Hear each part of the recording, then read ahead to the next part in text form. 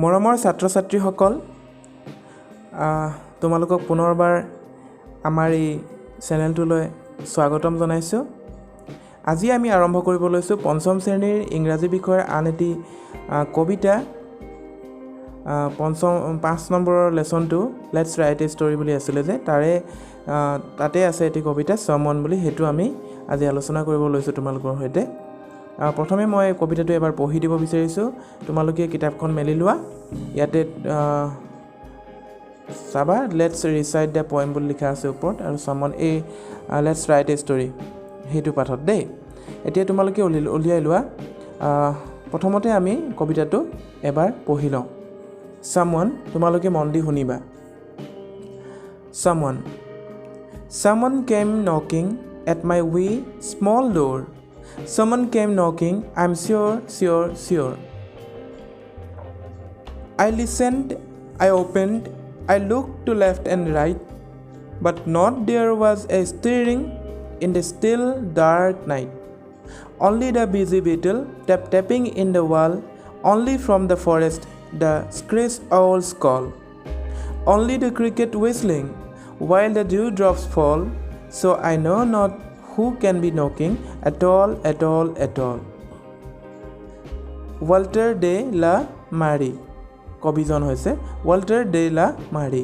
কেনেকুৱা লাগিল তোমালোকৰ? সমনটো পঢ়িলোঁ মই এবাৰ, তোমালোকে পঢ়িব যত্ন কৰিবা। একেবাৰে চুটি কবিতা, খুব ধুনীয়া লাগিছে। আৰু তোমালোকৰ কাৰণে মই এবাৰ অসমীয়াত 2-এটা শব্দ মই কৈ দিব বিচাৰিছোঁ। ইয়াতে মন কৰিবা, someone মানে কোনোবা, someone came knocking at my wee small door, মোৰ সৰু দুৱাৰখনত কোনোবাই টুকুৰিয়াইছে। someone came knocking, I'm sure, মই একেবাৰে নিশ্চিত কোনোবা আহি নিশ্চয় টুকুৰিয়াইছে দুৱাৰখনত। I listened, I opened, I looked to left and right, মই শুনি পাই মই দুৱাৰখন খুলিলোঁ। মই বাওঁফালৰ পৰা সোঁফাললৈ চাইছোঁ, ভালকৈ চাইছোঁ দুৱাৰখন খুলি। তাৰমানে ইফাল সিফাল দুৱাৰখনত যেতিয়া টুকুৰটো শুনি পোৱাৰ পাছত আমি দুৱাৰখন খুলি নিশ্চয় চাম, নহয়নে? সেইটোৱে কৈছে যে মই left and right, to left and right, ইয়াত কৈছে বাওঁফালৰ পৰা সোঁফাললৈ ভালদৰে চাইছে। But not there was a stirring in the still dark night, এই গভীৰ আন্ধাৰ নিশাত একো মই লৰচৰ কৰি থকা নেদেখিলোঁ। মানে কোনো বস্তু মুভিং কৰা দেখা নাপালে, লৰচৰ কৰা নেদেখিলে, ইফাল সিফাল কৰা দেখা নাপালে, একেবাৰে মানে শান্ত হৈ আছে ৰাতিটো, গম পাইছানে? কিন্তু কোনোবাই আহি দুৱাৰত টুকুৰ মাৰিছে, কথাটো গম পাইছে এতিয়া। তাৰপিছতে কি কৈছে আৰু এবাৰ চাওঁ। Only the busy beetle tapping in the wall, এই যে বিটলবিলাক, তোমালোকে বিটল ৱৰ্ডটো আগতে পাইছিলা।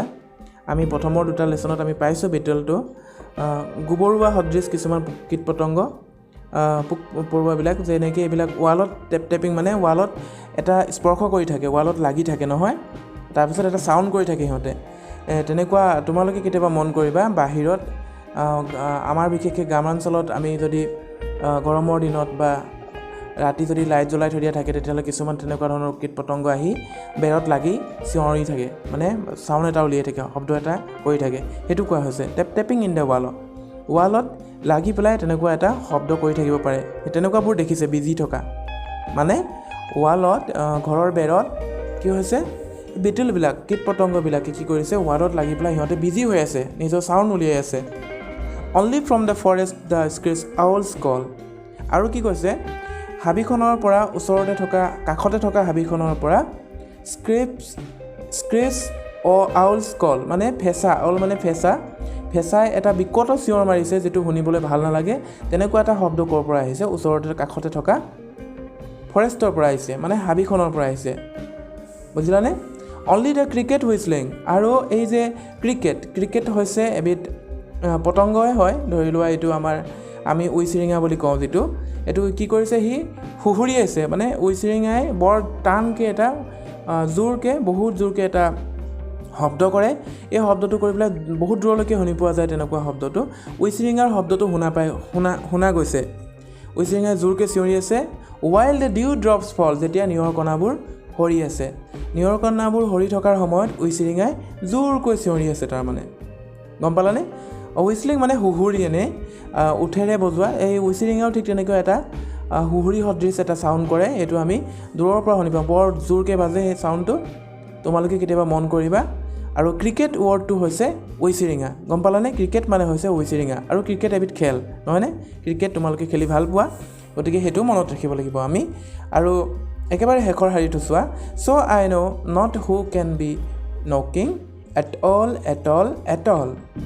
মই এতিয়ালৈকে মানে গমেই নাপালোঁ কোনোবাই আকৌ এবাৰ কৈছোঁ, so' I know' not who can be knocking, মই সেইটো কাৰণে মই নেজানিলোঁ কোনে আহি দুৱাৰখনত টুকুৰ মাৰিলে, এতিয়ালৈকে মই গমেই নাপালোঁ। এতিয়া বুজি পালানে? Someone came knocking at my wee small door, কোনোবা আহি মোৰ দুৱাৰত টুকুৰিয়াইছে। Someone came knocking, I'm sure, মই একেবাৰে নিশ্চিত কোনোবাই আহি টুকুৰ মাৰিছেই। I listened, I opened, মই শুনি পাই দুৱাৰখন খুলিলোঁ। I looked to left and right, মই বাওঁ ফালৰ পৰা সোঁ ফাললৈকে চালোঁ। But not there was a stirring in the still dark night, এই গভীৰ নিশা কোনো ধৰণৰ মানে সংকেত মই নেদেখিলোঁ, লৰচৰ কৰা মই কাকোৱে একো নেদেখিলোঁ। Only the busy beetle tapping in the wall, এই সৰু সৰু কীট পতংগবিলাকে ৱালত লাগি পেলাই ৱালত স্পৰ্শ কৰি সিহঁতে চাউণ্ড সৃষ্টি কৰি আছে, শব্দ কৰি আছে।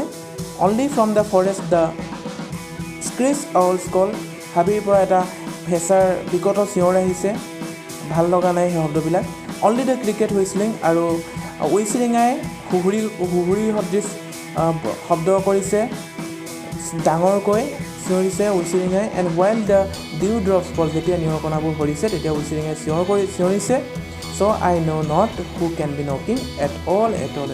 মই সেইকাৰণে এতিয়ালৈ গমেই নাপালোঁ কোনে আহি দুৱাৰখন টুকুৰিয়ালে। আৰু ইমান গভীৰ নিশা হয়নে? তুমি পাৰিবানে উঠিবলৈ? যদি ইমান ৰাতি কোনোবাই আহি তুমি বহি থকা কোঠাটোৰ কাষত দুৱাৰত যদি টুকুৰ মাৰে, তোমাৰ কেনেকুৱা লাগিব বাৰু, বুজিছানে? কিন্তু এই ল'ৰাটো যে ইমান সাহসী হয়নে?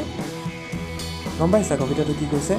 আচলতে কবিতাটোত মানে কবিয়ে বুজাইছে যে ইমান ৰাতিখন কোনোবাই আহি দুৱাৰত টুকুৰ মৰা যেন লাগিলে, আৰু সেইটো কাৰণে তেওঁ কি বাহিৰলৈ ওলাই চাইছে, কিন্তু বাহিৰত একো দেখা নাই। কিছুমান কীট পতংগৰ শব্দ শুনিছে, আৰু ফেঁচাৰ শব্দ শুনিছে, আৰু ঐচিৰিঙাৰ শব্দ শুনিছে, নিয়ৰৰ ডিউ ড্ৰপবিলাক নিয়ৰ কণাবিলাক পৰি থকা তেওঁ গম পাইছে, কিন্তু কোনো আহি দুৱাৰত টুকুৰিয়া নহয়, হয়নে?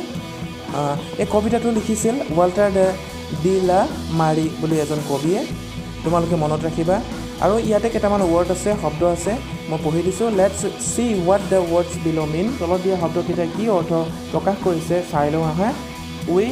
উই মানে হৈছে ভেৰি স্মল ইন চাইজ, মানে বহুত সৰু, টাইনি বুলি কৈছিলোঁ আগতে, আমি এটা শব্দ পাইছিলোঁ আগতে টাইনি সৰু, হয়নে?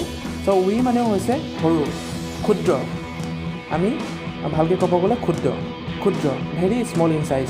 তাৰপিছত আহিলে নাথিং মানে একো নাই, নোহোৱা, একো নোহোৱাটো বুজাইছে।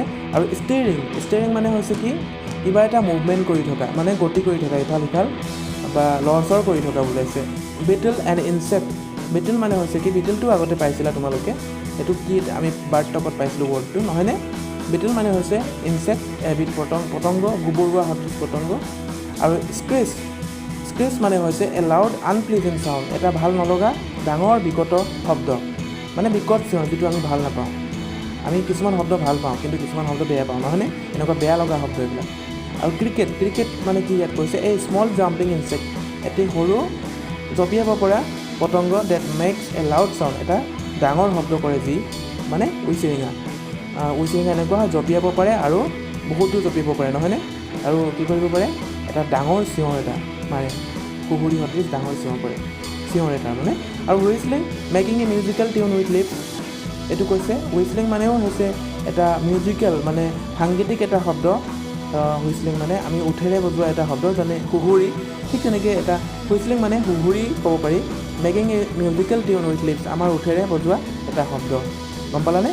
আৰু dew a very small drop of water, পানীৰ একেবাৰে সৰু টোপাল, that falls on the ground, মাটিত যিটো সৰি পৰে, মানে নিয়ৰ কুঁৱলী, গম পোৱা নহয়, ঠাণ্ডাৰ সময়ত যে নিয়ৰ সৰি থাকে, কুঁৱলী পৰি থাকে, তেনেকুৱা এটা সৰু পানীৰ টোপাল, হ'বনে? আশা কৰিছোঁ তোমালোকে সকলোৱে কবিতাটো ভালদৰে বুজি পাইছা। নতুন এটা ভিডিঅ'ত পুনৰ লগ পোৱাৰ প্ৰতিশ্ৰুতিৰে আজি এই ভিডিঅ'টোৰ পৰা মই ইমানতেই বিদায় লৈছোঁ।